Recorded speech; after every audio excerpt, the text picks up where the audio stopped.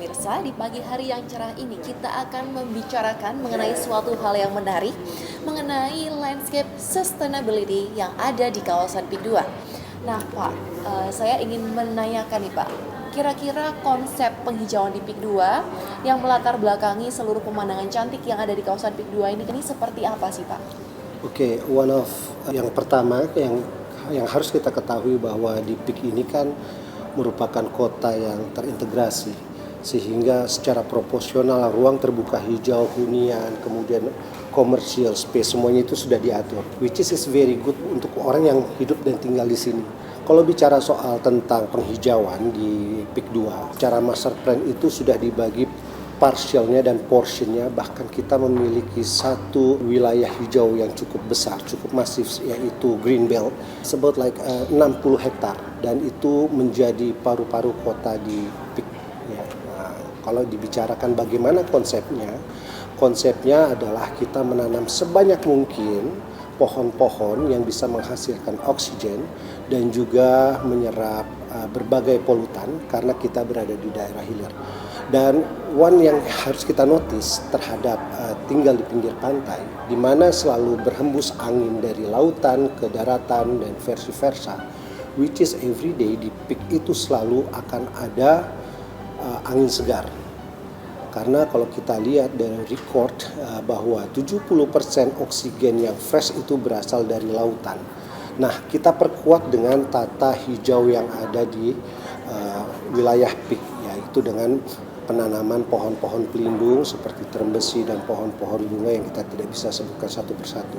For instance, di quarter 2024 Q1 saja kita sudah menanam kurang lebih ada hampir 9.000 pohon sebagai usaha kami mempreservasi ruang terbuka hijau untuk membuat kota ini jauh lebih sehat.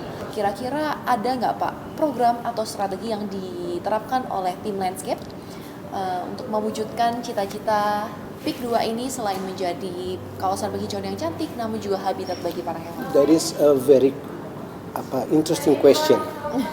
Sebenarnya secara native di Pik sendiri sudah ada mangrove. Mangrove itu punya kekuatan tersendiri yang tidak dimiliki oleh bagian landscape lainnya, dan ini hanya ada di seputaran wilayahnya Pik. Mangrove itu merupakan salah satu ekosistem yang bisa menyerap karbon yang sangat tinggi dari polutan dan juga memiliki berbagai jenis habitat. Saya kira beberapa kali saya lewat pagi di sini masih bisa lihat ada burung bangau. Coba di mana yang kita bisa lihat burung bangau di residensial, di Golf Island juga sering kita bisa lihat orang main golf gitu ya, pagi hari dia tee off. Di Jalasena juga banyak Pak. Yes, that is very interesting gitu. Dan kita tidak perlu merawat mereka, tapi mereka benar-benar kita preserve. Luar biasa sekali ya. Nah Pak, selain penanaman pohon buah yang tadi Bapak sampaikan, adakah Pak contoh konkret yang memang sudah diterapkan sebelumnya mengenai konsep penghijauan Pik 2 sebagai lahan hijau juga habitat bagi para hewan? Of course ada. Jadi yang pertama adalah bagaimana kita mensecuring daerah mangrove ya sebagai daerah buffer bagi perkotaan di Pik. Jadi itu ada daerah pengamanan, dan di mana di sini juga dari estate kita juga bekerja melakukan training secara reguler dengan pihak-pihak internal terkait untuk mengamankan kalau ada hewan yang salah masuk itu. Jadi dikembalikan ke habitatnya. Kemudian juga diberi makan yang cukup, jadi tidak perlu khawatir. Dan ini merupakan satu kekayaan sebenarnya karena salah satu bentuk ekosistem yang baik itu memiliki keragaman yang cukup tinggi. Kalau balik ke pertanyaan awal, apakah sudah ada? Sudah. Kita menanam pohon salak. Dia itu sangat disukai burung-burung kecil omnivora itu sering datang ke sana, dan sudah ada di Jalan Esparman itu kita tanam. Kemudian juga ada namanya Ficus craton, juga disukai burung. Tetapi memang umuran pohon-pohon ini masih dalam tahap yang staging very early. So the next 3 years itu akan sudah terlihat lebih mature dan akan jauh lebih baik lagi.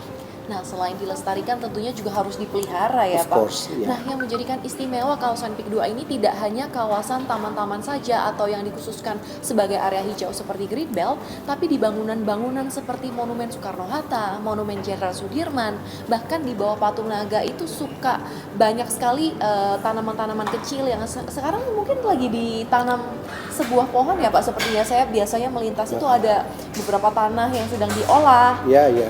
Boleh diceritakan Pak mungkin? Jadi gini, for the record juga bahwa kita merawat taman-taman ini dengan sistem menggunakan organik. Jadi kita menggunakan daur ulang internal dengan limbah-limbah yang bisa kita jadikan menjadi asam amino, asam humat.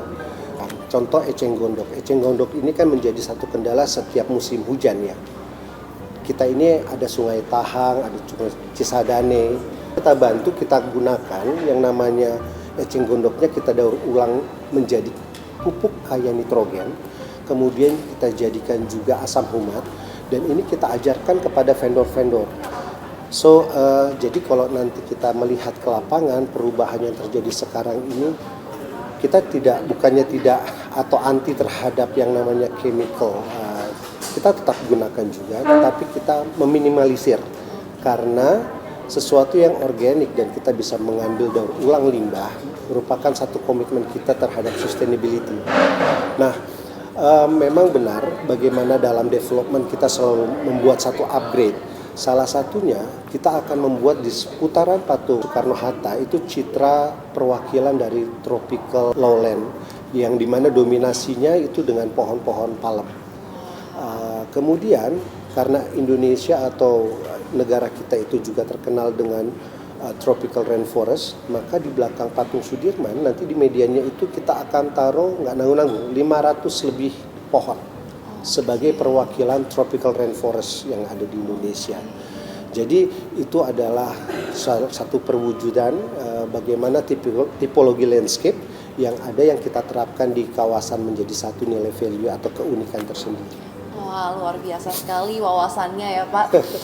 Mengenai kawasan penghijauan ini ternyata banyak sekali hal yang bisa digali dan tentunya konsep-konsep yang diluncurkan oleh PIK 2 ini merupakan sebuah terobosan baru yang tidak mungkin ditemukan di tempat lain. Nah, terima kasih Pak Ade Yusuf atas perbincangannya di pagi hari ini. Sungguh menyegarkan sekali ya Pak ya. Iya, iya. Sampai jumpa lagi. Sampai jumpa, terima kasih.